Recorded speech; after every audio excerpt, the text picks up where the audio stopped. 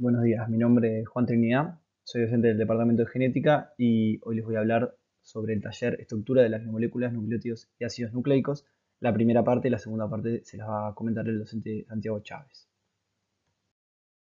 Bueno, primero que nada, para ponernos en contexto, ¿dónde vamos a encontrar el ADN en una célula eucariota? Bueno, en el caso de las células eucariotas nosotros vamos a encontrar el ADN en el núcleo celular.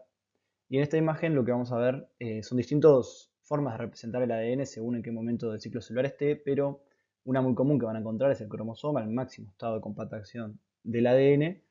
Bueno, estados intermedios de compactación, que los vamos a ver más adelante, y el estado que nos interesa más ahora es el estado descompactado, ¿sí? Cuando vemos el ADN en el formato de doble hebra, donde podemos ver los nucleótidos que se aparean con su nucleótido correspondiente.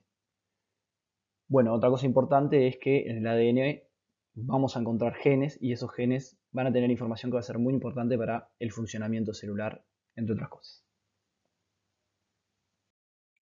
Al igual que con otras biomoléculas, el ADN va a tener subunidades con las cuales yo voy a armar, digamos, el multímero o la molécula de ADN completa. En este caso, podemos pensar el ADN como un collar en el cual lo vamos a ir armando con cuentas, las cuentas de un collar, y solo tenemos 4 colores para utilizar. En este caso también se puede representar con letras. Bien, un ejemplo que se muestra acá eh, es compararlo con el alfabeto y cómo con las distintas letras nosotros vamos a ir armando palabras y por lo tanto codificar información. En el caso del ADN nosotros tenemos solo 4 letras y bueno, con estas 4 letras vamos a tener que ir justamente formando una molécula más grande y en ella conteniendo la información necesaria para el funcionamiento celular. Una biomolécula que ustedes ya conocen, las proteínas, también están formados por monómeros, que son los aminoácidos, como se muestra acá en la figura. Entonces, ¿cuáles son las propiedades que preciso o que una molécula informativa precisa tener, ¿no? Primero que nada, lograr almacenar información y que esa información sea legible. Es decir, en este código de 4 letras yo tengo que lograr codificar información, pero además que esta información pueda ser leída por otras moléculas y justamente ejercer la función que tenga que ejercer, por ejemplo, un gen, ¿no? O la expresión de ese gen. Ser estable y poder reproducirse, eso es muy importante.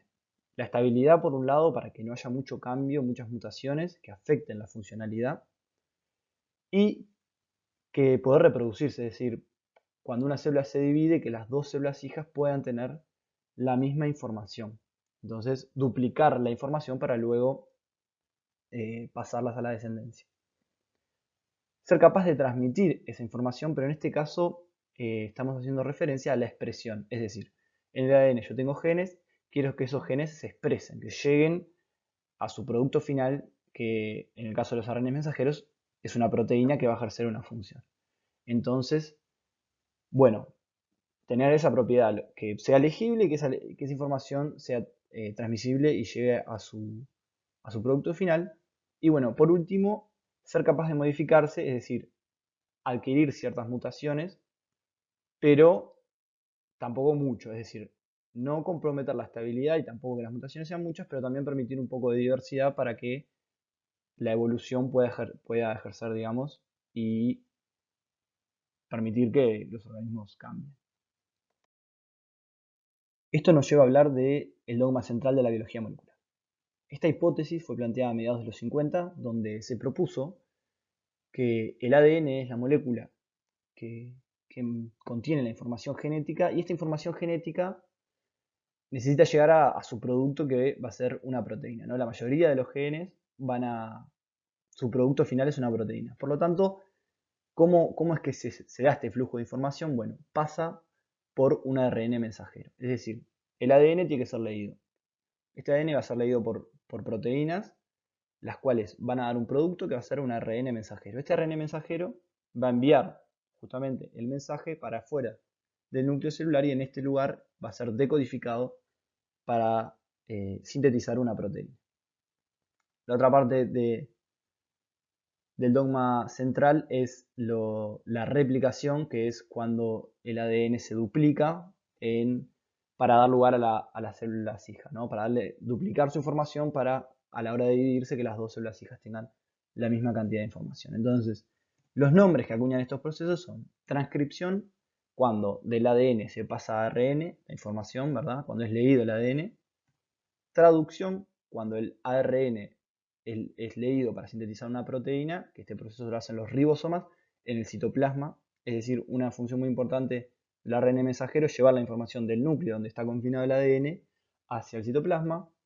Y la última es la replicación, la cual también es llevada a cabo por proteínas, polimerasas celulares, las cuales van a duplicar la información genética cuando una célula esté por dividirse. Bueno, el último proceso no es parte, digamos, del dogma central, pero se descubrió más adelante, que es la transcripción reversa. Es decir, que pueden convertir el ARN en ADN, ¿sí? Hay muchos virus que pueden hacer esto, pero en humanos no sucede.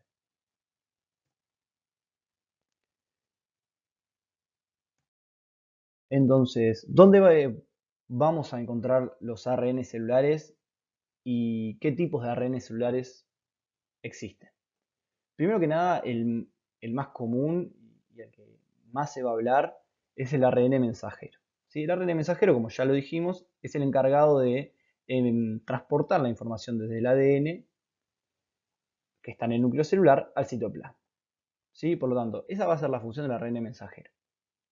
Otros ARNs pueden ser los ARNs de transferencia, que son estas moléculas que vemos acá, que son los que se encargan junto con el ribosoma de leer la información que hay en el mensajero para sintetizar una proteína. ¿Sí? Esto es simplemente introductorio, lo van a ver más adelante en otros talleres. Y bueno, después vamos a encontrar otros ARNs que van a ejercer otras funciones un poco distintas que bueno, van a ver en otro momento. Para ver en detalle un nucleótido, supongamos que hacemos zoom en el ADN y vemos uno de los nucleótidos, nos encontraríamos con una imagen parecida a la que está acá. Estos nucleótidos obviamente también los podemos subdividir para su estudio, y en este caso nos encontraríamos con tres grupos moleculares distintos. El grupo fosfato, como ven acá, la pentosa y la base nitrogenada. En la siguiente diapositiva vamos a hablar un poco en detalle de cada uno de estos grupos y cuáles son las características y el rol que están cumpliendo en la molécula de ADN. La primera región de la que vamos a hablar es la pentosa. Y como su nombre lo indica, va a estar compuesta por 5 carbonos, ¿verdad? Del carbono 1 al carbono 5, como se puede ver acá. Los carbonos son numerados y se agrega, en el caso de que estemos hablando de los carbonos de la pentosa, un apóstrofe, el cual lo vamos a denominar prima, ¿no? Entonces, cuando nosotros querramos hacer referencia a un carbono en especial, vamos a decir, por ejemplo, carbono 3' y sabemos que vamos a estar haciendo referencia a este carbono de aquí. ¿Por qué se le agrega el apóstrofe? Bueno, porque la base también va a ser numerada y en el caso de la base no se van a utilizar los apóstrofes. Entonces, algo muy importante en la pentosa y tan importante que va a dar lugar a los nombres de los distintos ácidos nucleicos va a ser el grupo molecular que esté unido al carbono 2' de la pentosa. Entonces, cuando el carbono 2' tiene unido un hidrógeno, vamos a estar hablando de desoxirribosa. Por lo tanto, los nucleótidos con esta conformación van a formar únicamente ADN o ácido desoxirribonucleico. El caso siguiente, digamos, es el caso del ARN. La pentosa del ARN, en lugar de tener un hidrógeno, va a tener un grupo hidroxilo en el carbono 2', y esta va a ser la única diferencia entre las pentosas de estos dos ácidos desoxirribonucleico o ribonucleico, respectivamente.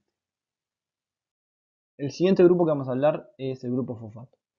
El grupo fosfato se encarga de mantener unidos los nucleótidos adyacentes, ya sea una molécula de ADN o una molécula de ARN.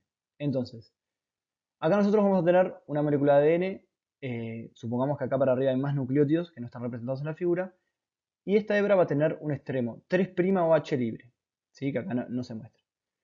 Entonces, la forma que tenemos de agregar nucleótidos a una hebra de ADN o de ARN es mediante un enlace fosfodiéster con un nucleótido entrante, ¿sí? Entonces, el resultado final de incorporar un nucleótido más es un enlace fosfodiéster que une el carbono 3' de la hebra de ADN que está siendo sintetizada con el carbono 5' del nucleótido que está siendo incorporado. Entonces, esta representación que vemos acá es la representación de un nucleótido libre, es decir, que no está formando parte de una molécula de ADN, y la única diferencia que va a tener es que va a tener 3 fosfatos en lugar de uno. ¿Qué pasa con estos dos fosfatos? Bueno, son hidrolizados, es decir, se pierden cuando se forman enlaces fosfodiéster, ¿sí? Las moléculas de nucleótidos trifosforilados, o la más conocida es el ATP, que a ustedes les puede sonar por el metabolismo celular. El tercer y último grupo es la base nitrogenada. Entonces, a diferencia de la pentosa y del fosfato, que es igual en todos los nucleótidos, siempre y cuando estemos hablando de ADN o de ARN, la base nitrogenada puede cambiar y puede tomar 4 formas distintas y esas formas le va a dar la identidad al nucleótido. En el caso del ADN puede tomar las 4 formas como citosina, timidina, adenina y guanina, y en el caso del ARN va a cambiar la timidina por el uracilo. Es decir, en el ARN nunca vamos a encontrar timidina y en su lugar vamos a encontrar uracilo, y en el caso del ADN va a ser al revés. Vamos a encontrar la timidina y no vamos a encontrar el uracilo, ¿sí? Esto igual, más en detalle lo van a ver adelante. Otra cosa importante de las bases es que se clasifican según su estructura del anillo de carbono, ¿verdad? Vamos a tener dos grandes clasificaciones que van a ser las pirimidinas, en las cuales vamos a encontrar la citosina, la timidina y el uracilo, y un segundo grupo que van a ser las purinas, donde vamos a encontrar la adenina y la guanina. Y como pueden ver, estructuralmente se ven las diferencias. Bueno, de aquí en adelante los dejo con Santiago Chávez. Bueno, como bien venían viendo con Juan los tres grupos funcionales de los nucleótidos, y que ahora completamos esa etapa, ahora vamos a ver cómo formamos ácidos nucleicos, ¿sí? Que son los polímeros de estos nucleótidos. Entonces, algo ya adelantábamos, pero vieron que el grupo fosfato dentro del carbono 5', que acá en el caso de tener un nucleótido libre, generalmente para formar parte de la síntesis este nucleótido va a estar como trifosfato y de esa forma se va a incorporar a la síntesis en el carbono 5' y después el otro grupo que va a participar es el grupo 3' o H libre del nucleótido que ya estaba incorporado en la cadena, digamos. ¿Sí? El de arriba es el nucleótido que ya estaba incorporado, el de abajo es el nuevo nucleótido que se va a incorporar a la cadena y que se va a formar entonces, dada la interacción de este grupo fosfato y este grupo H, un enlace que se llama fosfodiéster por la estructura química, son dos enlaces fosfoéster, uno para un lado y otro para el otro, entre el carbono 5' y el carbono 3' del nucleótido ya existente. Esto va a dar lugar, ¿sí? Imagínense acá tenemos el ejemplo de ya un trinucleótido o un polímero de ácido nucleico de 3 nucleótidos, y esto va a dar lugar a algo que nos va a interesar reconocer en los ácidos nucleicos que tienen extremos diferentes. Si da un nucleótido, un ácido nucleico de 3 nucleótidos, vamos a ver que tenemos un extremo donde el nucleótido de este extremo, que sería un nucleótido de citosina, tiene su grupo fosfato liberado y cuando vamos al otro extremo de la cadena, el nucleótido de guanina, que está en este extremo de la cadena, vamos a ver que este tiene su grupo OH en el 3' liberado, ¿sí? Mientras que la adenina, que está en el medio, obviamente tiene los dos grupos interaccionando, uno con el de arriba y otro con el de grupo, con el de abajo. Bueno, en esta diapositiva vamos a ver un video explicativo del proceso. Sí, vamos a ver que aquí en rojo tenemos una hebra que se va a sintetizar, una hebra que está en síntesis, y en azul vamos a ver que tenemos una hebra molde, digamos, que sirve de molde para la síntesis de los ácidos nucleicos. Todavía no entramos en tanto detalle, pero vamos a ver que la enzima la ADN polimerasa, que es la que lleva adelante la síntesis del ADN, requiere de un molde y un cebador, se llama, o un oligonucleótido primer, para dar lugar a la síntesis, ¿sí? Vamos a darle play al video. Entonces ahí nos muestra que este es el cebador, la molécula que se va a elongar, que tiene su 3' liberado. Si tenemos un nucleótido de adenina, que fue el último incorporado, que tiene su grupo 3' OH libre, disponible para formar un nuevo enlace fosfodiéster. Entonces ahora va a venir un nucleótido de guanosina, ¿sí? Con su trifosfato en el 5' y ahí se va a dar la formación del enlace fosfodiéster entre 3'OH de la adenina y el 5' fosfato de la guanina. Ahora viene un nucleótido de timina, se da lo mismo de nuevo, sigue el ataque nucleofílico del hidroxilo sobre el fosfato y la formación de los enlaces fosfodiéster. Entonces en ese sentido van a ver que la síntesis o la elongación de los ácidos nucleicos se da generalmente en dirección 5' a 3', ¿sí? Ahora tenemos otra diapositiva para ver que nos quede bien claro esto. Entonces, estamos de vuelta hablando de este tema de que tenemos extremos diferentes, ¿sí? Entonces, los enlaces fosfodiéster van a marcar la direccionalidad de nuestras moléculas de ADN y como vemos aquí en este ejemplo tenemos un tetranucleótido, en este caso sí, con citosina, guanina, adenina, uracilo. Estamos hablando de que es un ARN, ¿verdad? Y vamos a ver que esta molécula tiene extremos diferentes, ¿sí? El nucleótido de citosina tiene el grupo fosfato liberado y el nucleótido de uracilo, que sería el último incorporado a esta cadena, tiene el grupo OH liberado en el 3'. Entonces esto es como que pensemos en en la formación de una cadena de legos, ¿sí? Que imaginen que cada uno de estos legos con sus distintos colores, podrían incluso referirse a las distintas bases de los nucleótidos, son los monómeros que van a formar una cadena de legos que estaríamos formando. Entonces la idea es que interpreten que los legos tienen un lado que tiene sus enganche, digamos, hacia afuera y después tienen un lado donde se recibe el enganche desde abajo. Entonces en la biología lo que se sabe es que las moléculas que hacen síntesis de ácidos nucleicos siempre van a incorporar nuevos nucleótidos solamente, digamos, en los agujeritos del Lego en este lado, solamente esta cadena de Lego se puede alargar por el agregado de un nuevo Lego por debajo de este nucleótido verde. Entonces, aquí, en el caso del ADN, esta molécula de ADN, de ARN en este caso, solamente se va a poder elongar por la incorporación de un nuevo nucleótido luego de este uracilo. ¿Sí? Este va a ser el extremo 5', que ya queda determinado para esta cadena, y se va a poder extender solamente el extremo 3'. A eso vamos con que la síntesis va de 5' hacia 3'.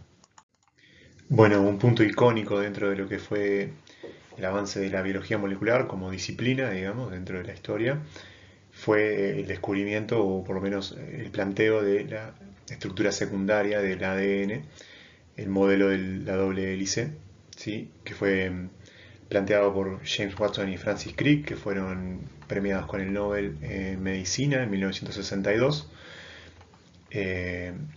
Lamentablemente la historia dejó afuera una gran partícipe de todos estos descubrimientos, que fue Rosalind Franklin, que era la que se encargaba de hacer las difracciones en rayos X, que fue uno de los grandes materiales en evidencia que permitieron desarrollar el modelo de doble hélice, y bueno, sin embargo quedó por fuera de este galardón, lamentablemente.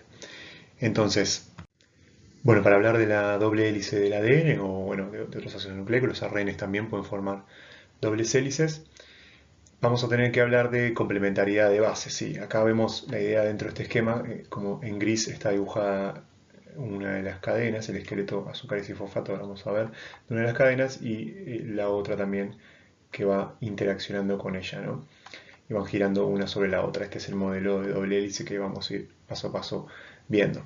Lo que se ve dentro de este modelo con distintos colores y que interaccionan son los pares de bases complementarias. Entonces vamos a ver que las bases nitrogenadas dentro de los nucleótidos, digamos, son capaces de interaccionar entre ellas. La timina interacciona con la adenina formando dos interacciones de puente de hidrógenos. Interacciones, recuerden, estas son interacciones débiles, no son enlaces fuertes, no son enlaces covalentes. Y tenemos, por ejemplo, la otra interacción que se puede dar, que es una guanina con una citosina, que da lugar a tres puentes de hidrógeno entre este par de bases nucleotídicas.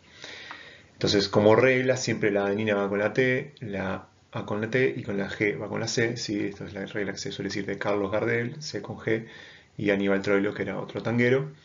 Y algo importante a recordar, que se ve claro en este esquema, que es tiene más detalle estructural químico, es que siempre tenemos unas purinas las purinas siempre la interacción de complementariedad se va entre una purina y una pirimidina. No podemos tener una A con una G, digamos, interaccionando, ni una C con una T o una C con una U interaccionando y que tampoco se van a dar cruzadas, ¿no? La A no va a interaccionar con la C y la G no va a interaccionar con la T, sino que se va a dar de esta forma las interacciones de complementariedad de bases.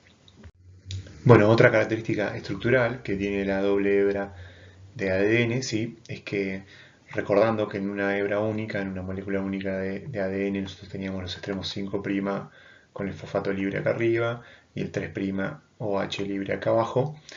Entonces, cuando se vaya a formar una doble hebra, vamos a ver en este esquema que tenemos a la derecha, que una de sus hebras va a tener un extremo, por ejemplo, 5' acá arriba y un extremo 3' OH libre aquí abajo, ¿sí? 5' fosfato, 3' OH, y va a tener esta dirección, digamos, 5' 3', y la hebra complementaria, ¿sí? La segunda hebra que va a formar la doble hebra, si prestan atención para que se den las interacciones de forma correcta, para que los puentes de hidrógeno se puedan formar entre los pares de bases nitrogenadas, esta hebra tiene que disponerse de forma antiparalela, ¿sí? Tiene que disponerse con el sentido opuesto, ¿sí? Vamos a ver que para esta hebra de ácido nucleico complementaria tenemos el 5' fosfato libre aquí debajo y el 3' OH libre aquí arriba. Entonces las dos hebras de una cadena de doble hebra de ácido nucleico son antiparalelas entre ellas. Después vamos a ver un poquito cómo esto toma forma en el espacio, ¿sí? Cómo esto se ve en 3 dimensiones.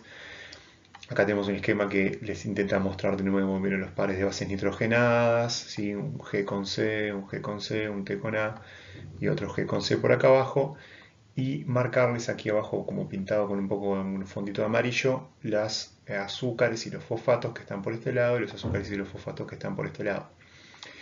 Lo que vamos a ver cuando esto forme en esta estructura que tenemos tridimensional presentada aquí, los fosfatos, por ejemplo, son los átomos amarillos, los oxígenos son los rojos, y los carbonos y los hidrógenos son grises y blancos. Van a ver que cómo quedan los fosfatos y los oxígenos y los carbonos y hidrógenos componentes de las azúcares quedan hacia afuera, digamos, y quedan por aquí dentro, que algo se puede llegar a ver, en azul puede haber algún nitrógeno, ¿sí? Y en rojo otros oxígenos que forman parte de las bases nitrogenadas. Esas quedan por dentro de la estructura de la molécula, ¿sí? Queda lo que se dice el esqueleto de azúcares y fosfatos por fuera, bordeando la cadena, ¿sí? Acá tenemos una de una hebra y el de otra hebra, y por dentro las bases nitrogenadas. Acá tenemos otra forma de disposición tridimensional que utiliza el mismo esquema de colores, y vean cómo, así voy acompañando con el mouse, tenemos el esqueleto de azúcares y fosfato por fuera de la molécula, ¿sí? De una de las hebras, la otra hebra también, y por dentro estas que tienen una estructura plana, los anillos planos de las bases nitrogenadas interaccionando unas con las otras. Esto es importante, por ejemplo, para la protección de la información. Ustedes saben que la información reside en las bases nitrogenadas, entonces de esta forma, disponiéndolas hacia el interior de la molécula, estas bases nitrogenadas quedan más protegidas, la información contenida en ellas queda más protegida, y el esqueleto azúcares y fosfatos, que además presenta altas cargas negativas por los fosfatos, queda hacia afuera, brindándole por un lado protección y por otro lado también una mayor disolución, son más solubles, son grupos más solubles para la disolución en una solución acuosa, básicamente en base a agua, digamos que es el interior de la célula o el interior del núcleo, están formados en base a agua. Entonces, algunas diferencias estructurales que podemos ir viendo entre el ADN y el ARN. No necesariamente, esto no es una ley que se tengan que tomar de por vida, no necesariamente los ADN siempre son doble hebras y los ARN siempre son simple hebras, pero es una forma, a veces, una de las típicas componentes de comparación entre el ADN y el ARN que se suele presentar, que el ARN puede estar presentado como una única hebra, que a veces forma dobles hebras internas, interiores, y la molécula se plega sobre sí misma y forma una doble hebra, por más que es una única hebra inicial. Sin embargo, el ADN usualmente suele estar la mayor parte de su tiempo como una doble hebra de dos hebras distintas, ¿sí? Y recuerden, en la composición de las bases nitrogenadas vamos a tener la timina en el ADN, el uracilo en el ARN, que toma la misma regla de complementariedad que la timina. Así como las timinas interaccionaban con las adeninas, los uracilos también interaccionan con las adeninas para formar las puentes de hidrógeno. Por último, queríamos marcarles algunas de las características estructurales. No es la idea, no es la intención para nada que ustedes recuerden todos estos números en Armstrong y nanómetros que presentan de la doble hélice típica del ADN, pero si queríamos marcarles algunas cosas estructurales. Por ejemplo, una vuelta entera de la hélice lleva aproximadamente 10 pares de bases, ¿sí? Y eso ocupa 34 Armstrong, ¿no? 3.4 nanómetros.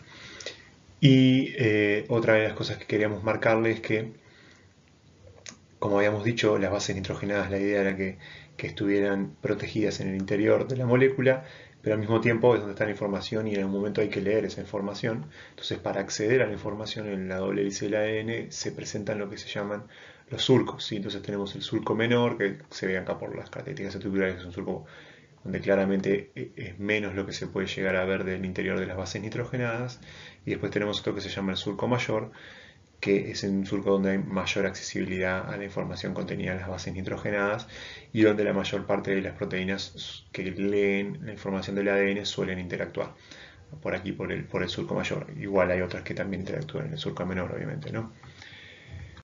Por último, como a modo de ubicar un poco los ácidos nucleicos, incluso en un nivel de contexto bien actual, digamos, quisimos presentarles el caso de las vacunas de ARN mensajero. Entonces ustedes vieron que los ARN mensajeros es uno de los ácidos nucleicos que participa, tiene roles muy importantes a nivel celular, y muy recientemente deben haber escuchado de la vacuna de Pfizer, de BioNTech y Pfizer, también como la de Moderna, están diseñadas en base a encapsular en ciertas partículas a los ARN mensajeros, y eso es lo que se presenta como para estimular al sistema inmune de la persona que va a ser vacunada, ¿sí?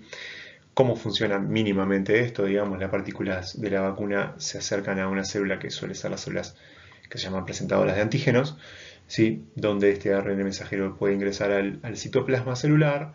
Allí los ARN mensajeros, ustedes recuerdan que eran los intermediarios para la síntesis de la proteína, lo habían visto en la diapositiva del dogma central de la biología molecular. Entonces este ARN mensajero va a poder ser traducido por nuestra maquinaria celular de esta célula y dar lugar a esta proteína, que también deben haber escuchado, bastante famosa, es la proteína viral, la S o la spike o la espícula, ¿sí? Que es la proteína que se presenta, digamos, en la superficie de las partículas virales. Entonces esta proteína puede ser presentada tanto como una proteína integral de membrana de la célula, y eso puede ser visto por el sistema inmune, así como también fragmentos de esta proteína pueden ser presentados en otro sistema, otro determinante diferente del sistema inmune, sí, que puede presentar simplemente pequeños pedazos de esta proteína spike y también estimular de esa forma el sistema inmune para que desarrolle tanto anticuerpos como una respuesta celular frente a la proteína viral S, y de esa forma bloqueen la infección, ¿no? Y inmunicen a la persona. Así que era simplemente a modo de introducción del rol de los ácidos nucleicos en un tema tan actual como este del coronavirus, ¿no? Esto ha sido todo, gracias por su atención, le dejamos la bibliografía y bueno, siempre déjenos consultas por EVA y podemos hacer la discusión por ahí. Hasta luego.